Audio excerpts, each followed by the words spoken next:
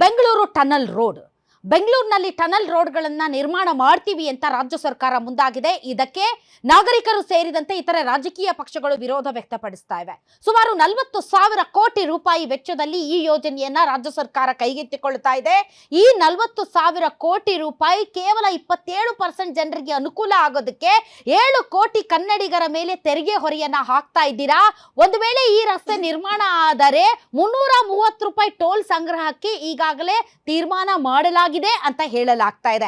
Come what May ನಾವು ಇದನ್ನ ಮಾಡೇ ಮಾಡ್ತೀವಿ ಅಂತ ಡಿ.ಕೆ. ಶಿವಕುಮಾರ್ ಅವರು ಪ್ರತಿಷ್ಠೆಯಾಗಿ ತೆಗೆದುಕೊಂಡಿದ್ದಾರೆ. ಆದರೆ ಇದನ್ನ ನಾವು ಯಾವುದೇ ಕಾರಣಕ್ಕೂ ಆಗೋಕೆ ಬಿಡೋದಿಲ್ಲ.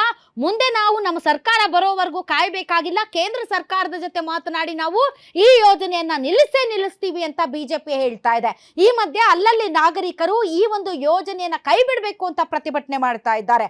ಅದರಲ್ಲೂ ಪಾರಂಪರಿಕ ತಾಣ ಲಾಲ್ಬಾಗ್ಗೆ ಇದು ತೊಂದರೆ ಆಗುತ್ತೆ, ಕೆರೆಗೆ ಡಿಸ್ಟರ್ಬೆನ್ಸ್ ಆಗುತ್ತೆ.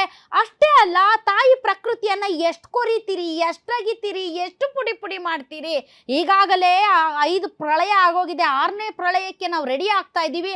ಅಂಥದ್ರಲ್ಲಿ ತಾಯಿ ಪ್ರಕೃತಿಯ ಮೇಲೆ ನಿರಂತರವಾದಂಥ ಶೋಷಣೆ ಮಾಡೋದ್ರಿಂದ ಮುಂದಿನ ದಿನಗಳಲ್ಲಿ ನಮಗೆ ಉಳಿಗಾಲ ಇಲ್ಲ ಅಂತ ಬಹಳಷ್ಟು ಜನ ಪ್ರಕೃತಿಯ ಬಗ್ಗೆ ಕಾಳಜಿ ಇಟ್ಕೊಂಡಂತ ಪರಿಸರವಾದಿಗಳು ಹೇಳ್ತಾ ಇದ್ದಾರೆ. ಹಾಗಾದ್ರೆ ವಾಹನ ದಟ್ಟಣೆ ಕಡಿಮೆ ಮಾಡೋದಕ್ಕೆ ಬೇರೆ ಪರ್ಯಾಯ ಮಾರ್ಗಗಳೇ ಇಲ್ವಾ? ಸುರಂಗ ಕೊರದೇ ಮಾಡಬೇಕಾ? ಇದರಿಂದ ಆಗುವಂತಹ ಅನಾನುಕೂಲತೆಗಳು ಹೆಚ್ಚು ಅನುಕೂಲಕ್ಕಿಂತ ಅನ್ನುವಂತಹ ವಾದ ಬೆಂಗಳೂರಿನ ಸಾರ್ವಜನಿಕರದ್ದು. ಹಾಗಾದ್ರೆ ಈ ಟನಲ್ ರೋಡ್ ಅನ್ನೋದು ಈಗ ಪ್ರತಿಷ್ಠೆಯ ಕೇಂದ್ರ ಬಿಂದುವಾಗಿದೆ.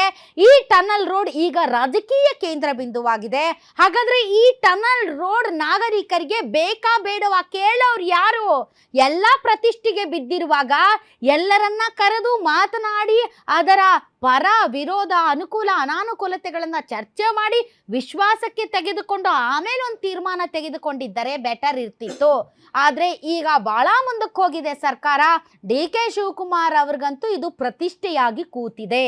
ಹಾಗಾದ್ರೆ ಈ ಟನಲ್ ಪಾಲಿಟಿಕ್ಸ್ ಎಲ್ಲಿವರೆಗೆ ಬಂದು ನಿಂತಿದೆ ಅನ್ನೋದ್ರ ಬಗ್ಗೆ ಇವತ್ತಿನ ವಿಶೇಷ ಕಾರ್ಯಕ್ರಮದಲ್ಲಿ ನಾವು ಚರ್ಚೆ ಮಾಡ್ತೀವಿ. ಇದೇ ಕ್ಷಣದ ಸ್ಪೆಷಲ್ ಬೆಂಗಳೂರು ಟನಲ್ ಪಾಲಿಟಿಕ್ಸ್.